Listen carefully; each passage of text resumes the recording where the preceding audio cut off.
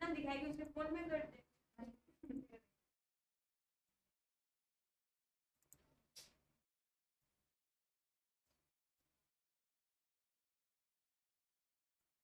देखो ऑनलाइन वाले audio check करो फटाफट, सब ठीक है?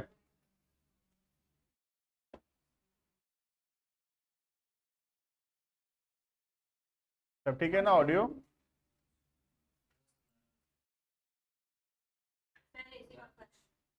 कम कर दो या बंद कर दो थोड़ी देर, क्या क्लियर है? आज दोनों ब्रदर भी आए आराम से हम।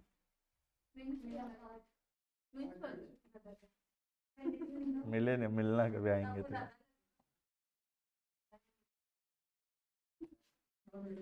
भाई एक दो पेज ऊपर नीचे देखना, हेडिंग है ना कंडीशंस एंड वारंटीज।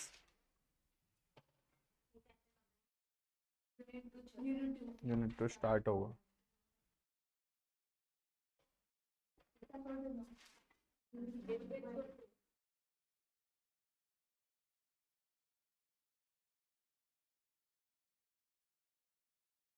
तो पूर्वी क्लास कर रही है, कर रही है आपसे?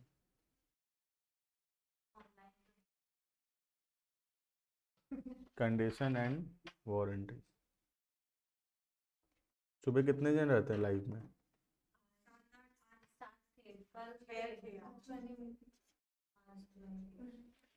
क्यों नहीं उठ पाए?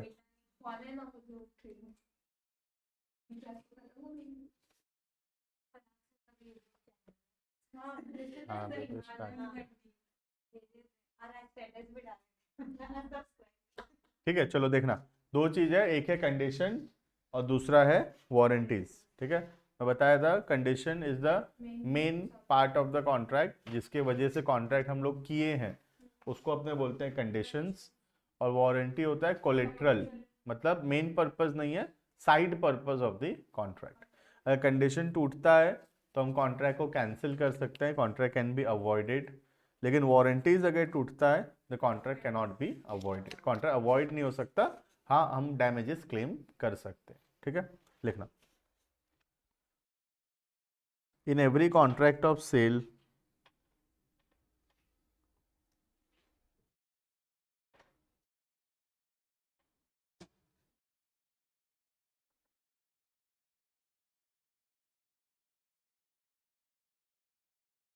in every contract of sale there are two stipulations.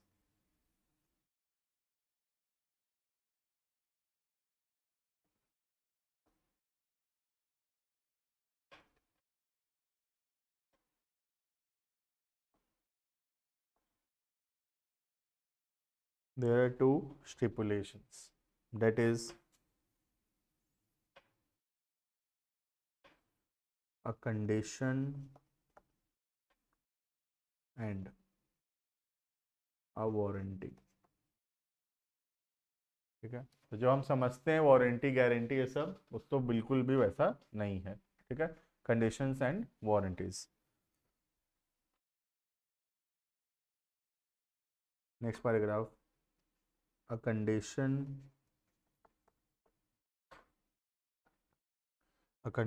is a stipulation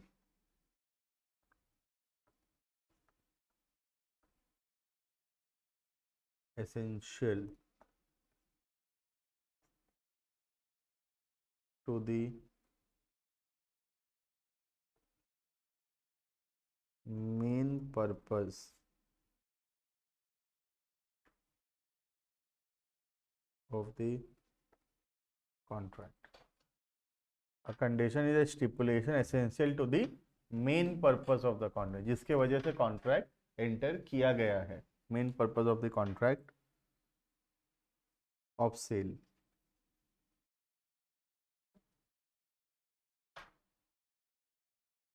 the breach of which, breach मतलब तोड़ना, याद है ब्रीच ऑफ कॉन्ट्रैक्ट, पहले पढ़े हैं कॉन्ट्रैक्ट, इंडियन कॉन्ट्रैक्ट एक्ट में। The breach of which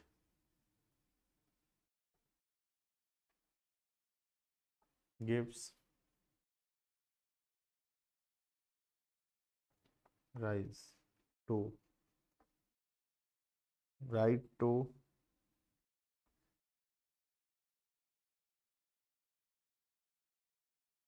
cancel the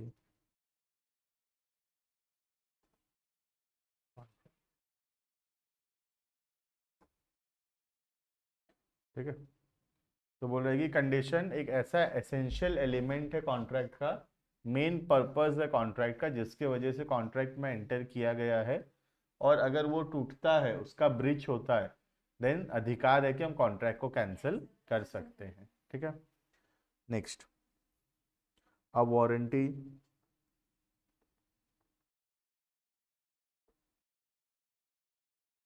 is a stipulation collateral. Collateral मतलब याद है, मेन पर्पस के साथ में जो देते हैं, है ना, जैसे सिक्योरिटीज होता था, मेन सिक्योरिटी और कोलेट्रल सिक्योरिटी, तो एक्स्ट्रा सिक्योरिटीज। ठीक है। A warranty is a stipulation collateral to the main purpose, collateral to the main purpose of the contract.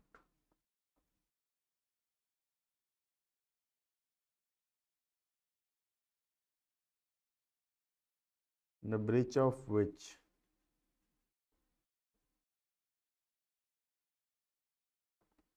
give rise to a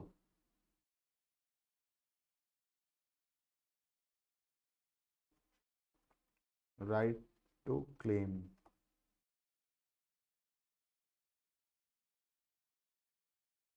for damages. Give rise to a right to claim for damages, but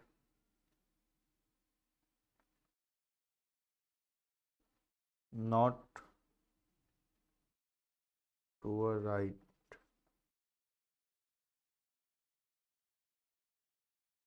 to cancel the contract. ठीक है। तो बहुत simple सा बात है, जो पहले भी हम लोग पढ़े हैं उसी को बस लिखाया हूँ, कि एक है main purpose of the contract और एक है साइड पर्पस या extra purpose of the contract. एक के टूटने से the contract can be avoided, contract can be cancelled, या हम बोल सकते हैं contract can be repudiate. Repudiate का मतलब यही होता था, कैंसिल करना। याद है, इंडियन कॉन्ट्रैक्ट सब काम में आएगा। ठीक है। रेपुडिएट का मतलब था कैंसल। ठीक है। तो कैंसिल की जगह हम वर्ड यूज़ कर सकते थे रेपुडिएट, लेकिन मैं इजी वर्ड लिखा दिया कैंसिल। ठीक है। और वारंटी का मतलब है जो कि साइड पर्पस है, जो मेन पर्पस नहीं है, जिसकी वजह से हम कॉन्ट्रैक्ट में एंटर नहीं किए, लेकिन अगर वो टूटता है तो डैमेजेस, जो नुकसान हुआ होगा, हम नुकसान क्लेम कर सकते हैं, बट कॉन्ट्रैक्ट कैंसिल नहीं कर सकते। ठीक है। लेकिन example,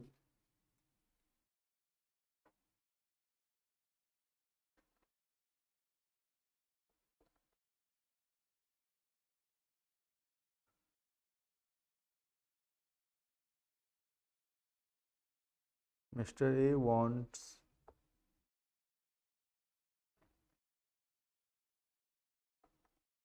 to purchase a car. Mr. A wants to purchase a car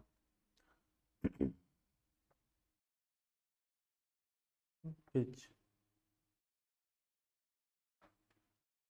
has a mileage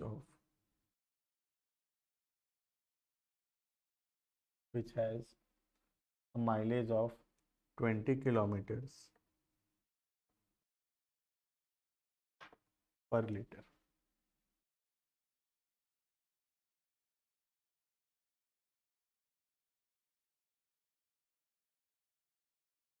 Stop. Here mileage is a condition, या माइलेज क्या हो गया, माइलेज एक कंडीशन है, इसके वजह से ही कॉन्ट्रैक्ट में एंटर कर रहा है वो। ठीक है। और कोई चीज़ जैसे कि स्पीड, क्वालिटी, रिलायबिलिटी, या और बाकी कोई भी चीज़ है, ऑल दोज आर वारंटीज। ठीक है। लिखना। and any other things like speed etc. are warranty. बाकी और कोई भी चीज़ है तो वो क्या है, वारंटी होगा वो, ठीक है।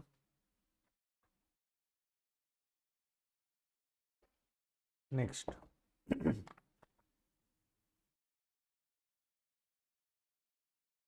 डिफरेंस लिखेंगे दोनों के बीच में, ठीक है। कॉलम बनाना, तीन कॉलम बेसिस, ज़्यादा बड़ा नहीं बनाना, 2-3 पॉइंट ही है।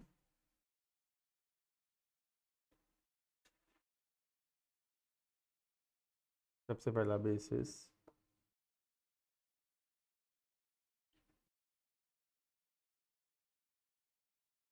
Conditions,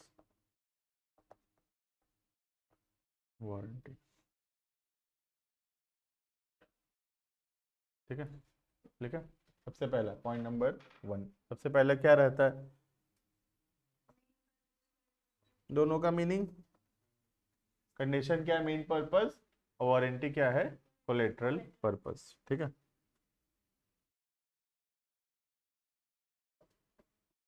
A condition is a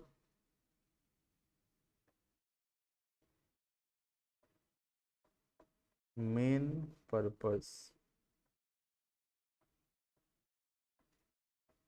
of the contract.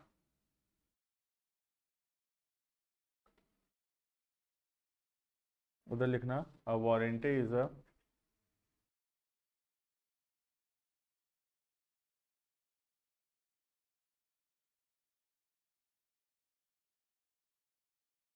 collateral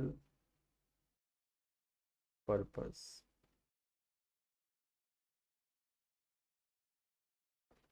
of the contract. Next, point number 2,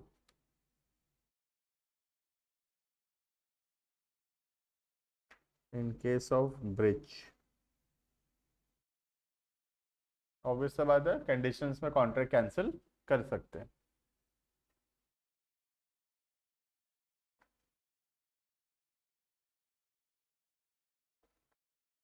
the aggrieved party, क्या होता है एग्रीव्ड मतलब पीड़ित, करेक्ट। एग्रीव्ड का मतलब होता है पीड़ित, जिसको असुविधा हुआ है, जिसको प्रॉब्लम हुआ है, ठीक है।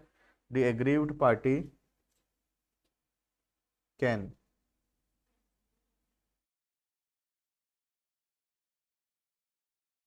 cancel the contract or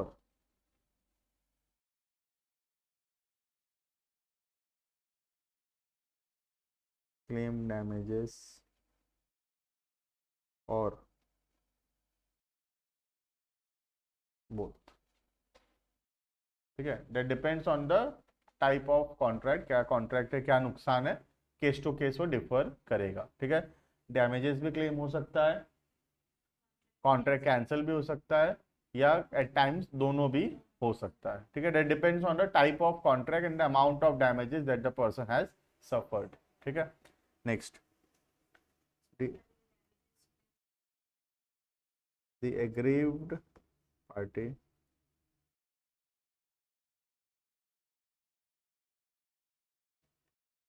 can only claim for damages, the aggrieved party can only claim for damages, सिर्फ damages claim कर सकता है वो, ठीक है। पॉइंट नंबर 3,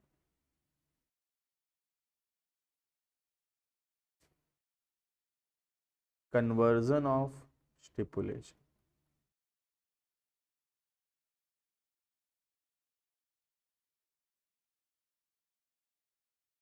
लास्ट पॉइंट है कन्वर्जन ऑफ स्टिपुलेशन।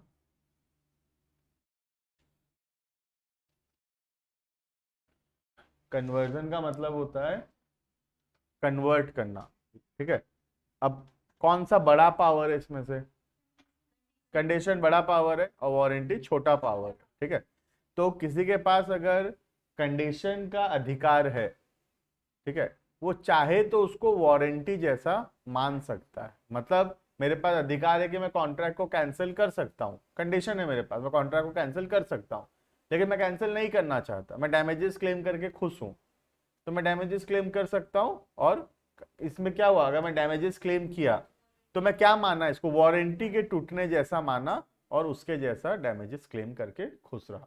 लेकिन अगर वारंटी टूटता है, मेरे पास अधिकार है कि मैं डैमेजेस क्लेम कर सकता हूं, अब मैं उसको कन्वर्ट नहीं कर सकता इनटू कंडीशन, और मैं ये नहीं बोल सकता कि कॉन्ट्रैक्ट को कैंसिल करूंगा।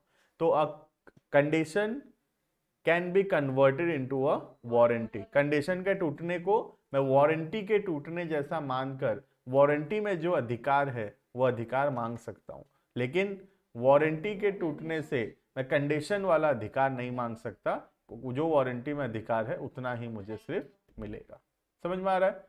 इसको बोलते हैं कन्वर्जन ऑफ स्टिपुलेशन। कन्वर्जन मतलब कंडीशन को कन्वर्ट कर सकते हैं वारंटीज में, लेकिन वारंटीज को कन्वर्ट नहीं कर पाएंगे कंडीशंस में। ठीक है, लिख लो। A breach of condition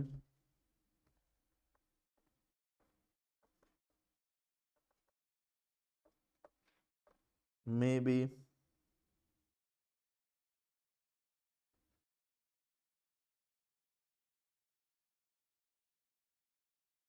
treated as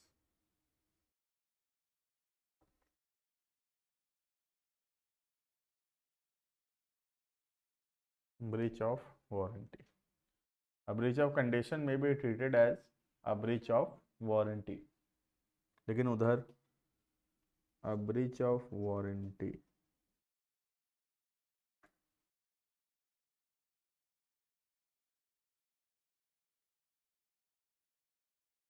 cannot be treated as breach of condition.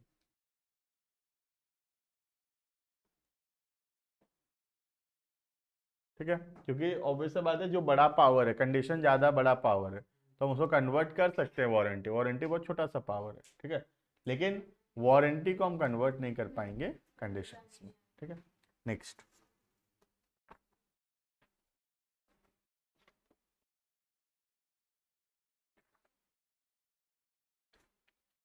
हम लोग पहले पढ़ेंगे इम्प्लाइड कंडीशंस, बाद में पढ़ेंगे इम्प्लाइड वारंटीज। ठीक है, पहले बुक में वारंटी दिया है, लेकिन हम पहले कंडीशंस पढ़ेंगे। करना, हेडिंग करना इम्प्लाइड कंडीशंस।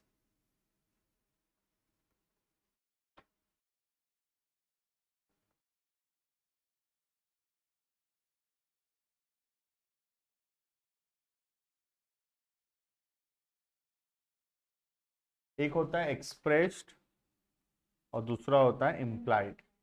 एक्सप्रेस का मतलब होता है जो बोला गया है, ठीक है, जो बोला गया है that is basically known as expressed. जैसे आज मैं कोई दुकान में गया और मैं बोला, जैसे बाइक खरीदने गया, मैं बोला कि इतना माइलेज का बाइक चाहिए या इतना स्पीड का बाइक चाहिए, तो मैं बोला यहाँ पर, तो मेरा कंडीशन एक्सप्रेस्ड है बाय वर्ड स्पोकन और रिटन। ठीक है, लेकिन समटाइम्स बिना बोले भी एक कॉन्ट्रैक्ट ऑफ सेल के अंदर there are certain implied conditions, मतलब नहीं भी बोला गया है तब भी ये कंडीशंस तो होना ही चाहिए। ठीक है, तो conditions can be expressed, conditions can be implied. Express तो ठीक है, बहुत आसान है, जो बोले हैं वो होना चाहिए, लेकिन इम्प्लाइड का मतलब है बातचीत भी नहीं हुआ इस टॉपिक के बारे में, लेकिन फिर भी हर एक कॉन्ट्रैक्ट ऑफ सेल के अंदर there must be certain implied conditions. तो हम एक एक करके पढ़ेंगे कि what are the implied conditions. ठीक है, लिखना इम्प्लाइड कंडीशंस क्या होता है पहले, और फिर उसका क्या क्या टाइप्स के होते हैं। लिखना, it means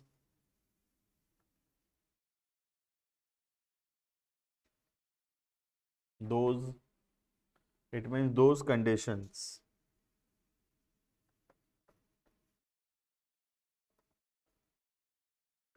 which are presumed, presume मतलब मान लेना, presumed by law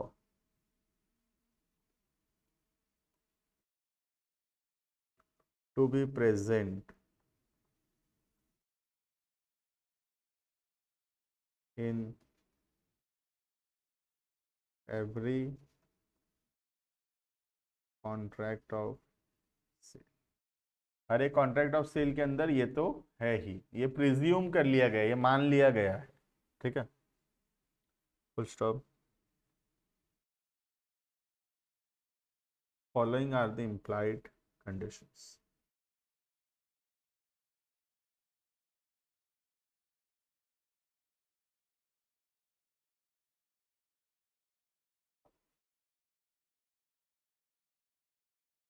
following are the implied conditions, उसके अंदर पहला point number 1,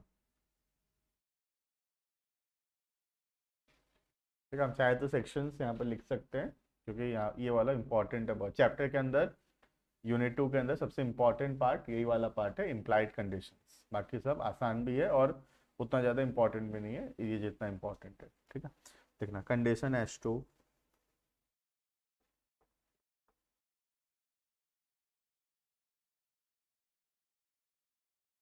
title section 14 sub section A, पढ़ना आता है 14 ब्रैकेट ए नहीं पढ़ते, ठीक है। सेक्शन 14 सब सेक्शन ए पढ़ते हैं इसको।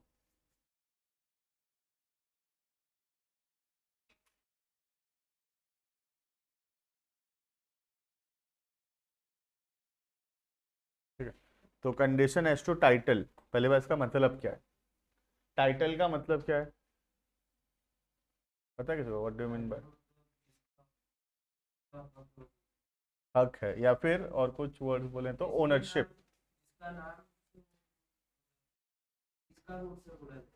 हाँ मतलब ओनरशिप तो और क्या,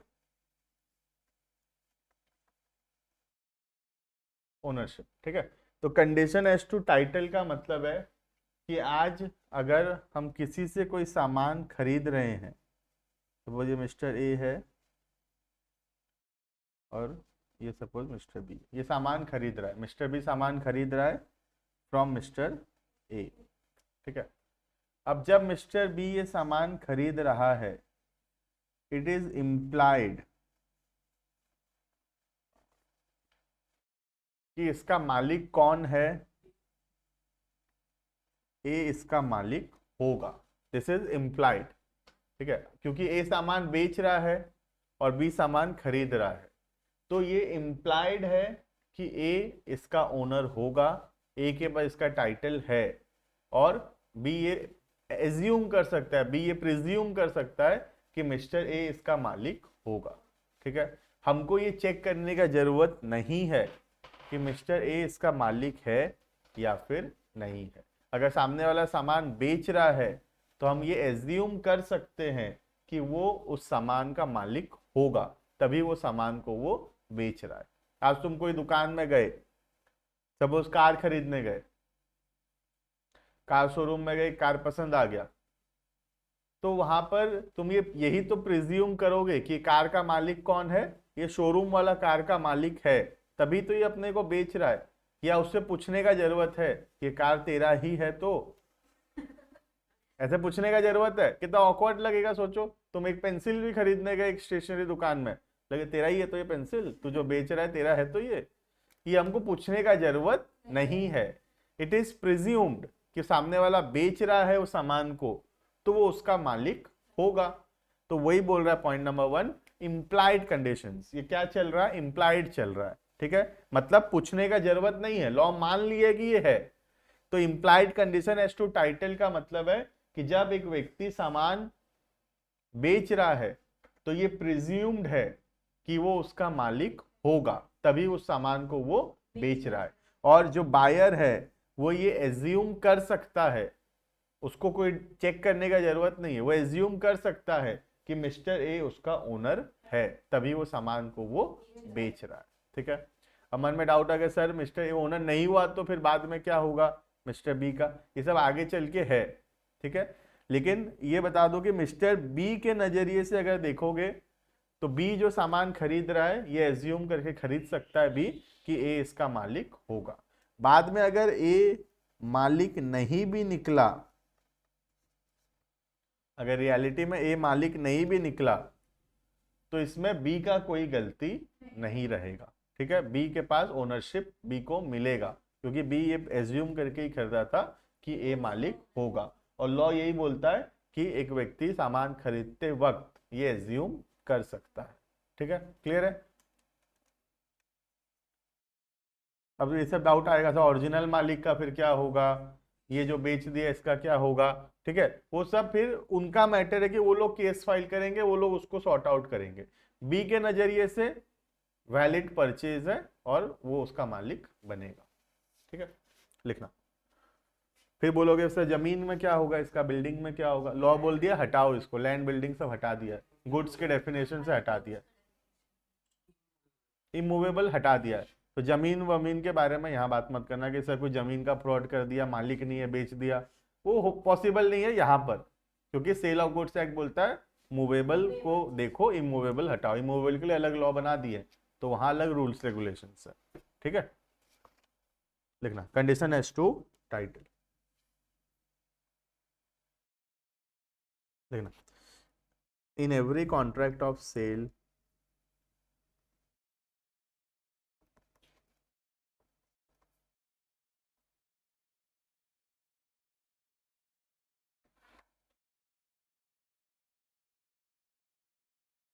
द फर्स्ट, सबसे पहला, the first implied condition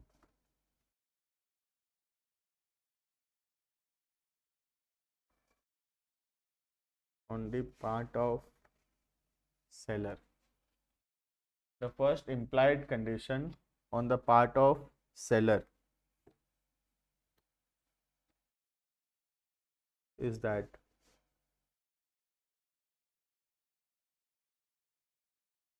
he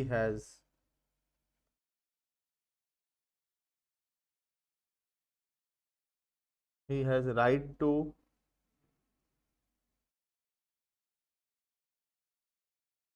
cell the, उसके बाद अधिकार है सामान को बेचने का, ठीक है।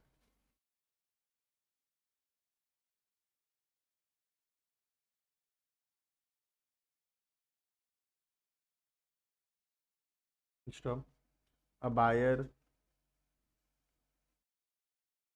can presume, एक बायर ये प्रिज्यूम कर सकता है, a buyer can presume that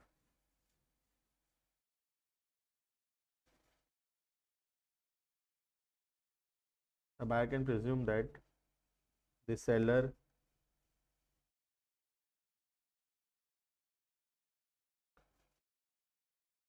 has the right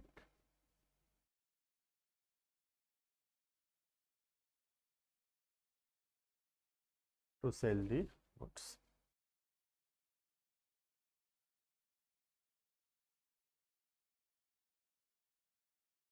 ठीक है। समझ में आ गया इतना, ठीक है। अब जो मैं जैसे वो एग्जांपल दिया,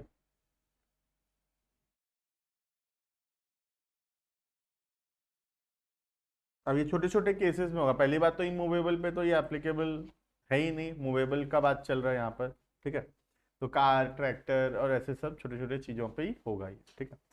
अब सपोज कोई, ये लॉ क्यों है देखना, जैसे ए और बी, अगर बी कोई सामान खरीद रहा है, बी इज अ बायर, और बी कोई सामान अगर खरीद रहा है तो ये तो बी यही एज्यूम करके खरीदेगा कि ए उसका मालिक होगा, ठीक है। ऐसा लॉ क्यों बनाया गया, क्योंकि बाद में अगर ये सामान ए का चोरी का निकला या फिर कोई और वजह से कहीं से ए लाया था और अचानक बी को बेच दिया है, ए के पास इसका अधिकार भी नहीं था, तो बी को प्रोटेक्ट करने के लिए लॉ बेसिकली बनाया गया है। ये बहुत ऑब्वियस सा बात है, जब अपने कोई सामान किसी से खरीद रहे हैं तो हम हर बार ये चेक नहीं कर पाएंगे कि वो उसका मालिक है या फिर नहीं है। अपने को तो ये एज्यूम करना ही पड़ेगा कि वो मालिक है, तभी अपने को वो बेच रहा है, ठीक है। तो basically the law is for the purpose of protection of the buyer, buyer के प्रोटेक्शन के नजरिए से लॉ बना है, ठीक है। लेकिन ये लॉ साथ में ये भी बोलता है कि किसी दूसरे का नुकसान भी इससे नहीं होना चाहिए। बायर को प्रोटेक्शन तो दे, लेकिन किसी का नुकसान इसमें नहीं होना चाहिए। तो अब जैसे कि सपोज मिस्टर सी असली ओनर था, ठीक है, और सी से चोरी करके मिस्टर ए सामान लाया, कोई गाड़ी या ट्रैक्टर, और उसको आगे बी को बेच दिया, ठीक है। तो अब लॉ बोलता है कि बी को ये जानकारी नहीं हो सकता कि बी ए मालिक था या फिर नहीं था, ठीक है। तो बी तो यही एज्यूम किया ए मालिक है और बी को गाड़ी मिल गया। अब जब सी ए के खिलाफ केस फाइल किया, सॉरी सी जब बी के खिलाफ केस फाइल किया सामान वापस करने के लिए, तो अगर बी अब सामान वापस नहीं करता है तो ए का तो नुकसान है इसमें, ठीक है। हाँ, सी का नुकसान है इसमें, ठीक है। तो लॉ बोलता है कि बी सामान वापस करेगा सी को। अब जब बी सामान वापस करेगा सी को, तो बी का नुकसान हुआ। फिर बी सामान खरीदा था इस भरोसे से कि ए इसका मालिक है, और बी पैसे भी दे चुका है ए को। तो अब बी क्या करेगा, B can recover the price plus any damages that he has suffered from mister A, ठीक है। तो लॉ दोनों को प्रोटेक्ट करने के लिए है, बी को भी साथ में सी को भी, ट्रू ओनर को भी, क्योंकि यहां पर अगर सी को सामान वापस नहीं करेगा तो सी के साथ धोखा हुआ, ए चोरी करके सामान आगे बेच दिया और वो मालिक भी बन गया।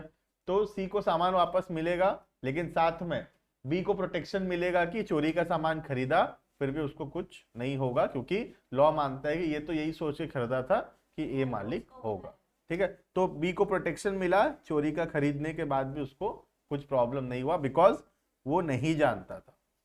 लेकिन अगर बी जानता है तो अब लॉ उसको प्रोटेक्ट नहीं करेगा। कुछ तरीके से अगर सी प्रूफ कर दिया कि बी ये बात जानता था कि ए मालिक नहीं है फिर भी खरीदा, तो अब लॉ बोलता है कि अब बी को कोई भी प्रोटेक्शन नहीं मिलना चाहिए, क्योंकि लॉ इसी नजरिए से बनाया गया है कि बी को जानकारी नहीं हो सकता ए मालिक है या नहीं, तो इसीलिए बी को प्रोटेक्ट करने के लिए बना था। अब बी जानबूझकर खरीदा ये जानते हुए कि ए मालिक नहीं है, तो फिर बी को प्रोटेक्शन नहीं मिलेगा।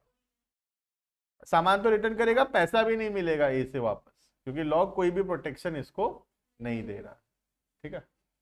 लिखें, इतना छोटा सा एग्जांपल है, लिखना सेम एग्जांपल जो पर एग्जैक्ट बुक में वही लिखा दे रहा हूं, लिखना example.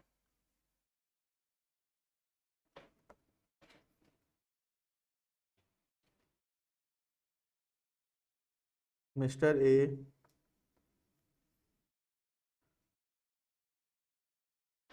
purchased a tractor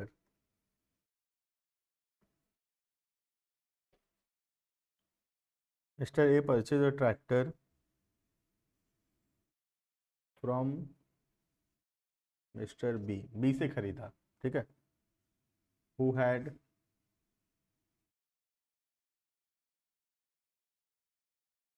no title to it, B इसका मालिक नहीं था, ठीक है, लेकिन ए तो भरोसे में खरीदा। आफ्टर 2 months, 2 महीने बाद,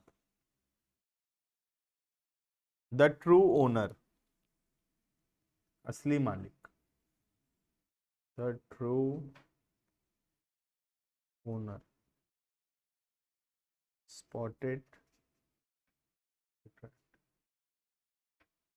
ट्रू ओनर को ट्रैक्टर दिख गया,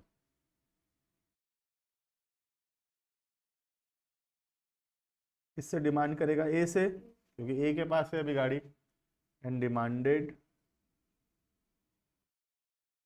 it from mister A, mister A से ये प्रॉपर्टी वो डिमांड किया, ट्रैक्टर डिमांड किया। It was held eight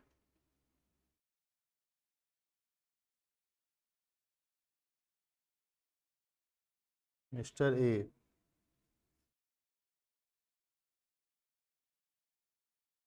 was bound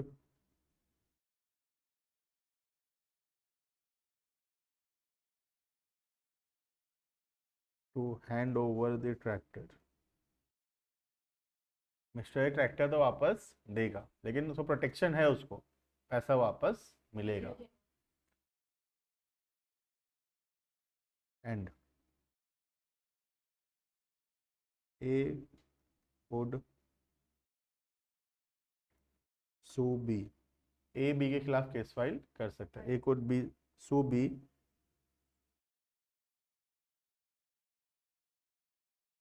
to recover दी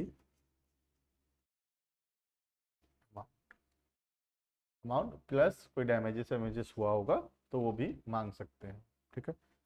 लेकिन बस डैमेजेस तभी होगा जब हम लोग प्रूव करेंगे कि हाँ हमको डैमेजेस हुआ है।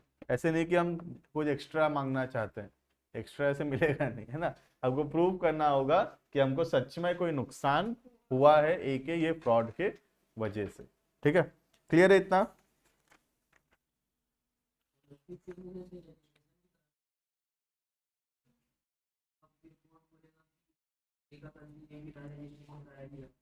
कौन सा वो जो चुराया है ना गाड़ी,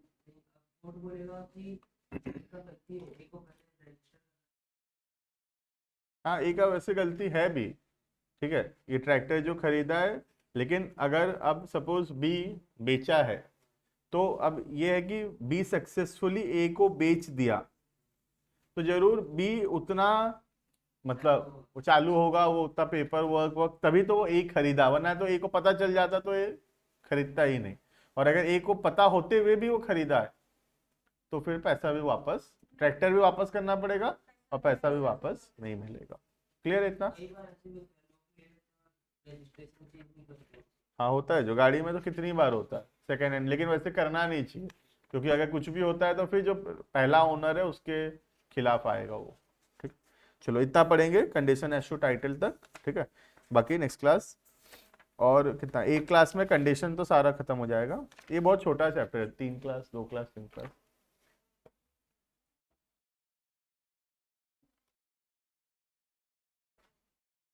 नहीं उठाया, कल कॉल किया अभी।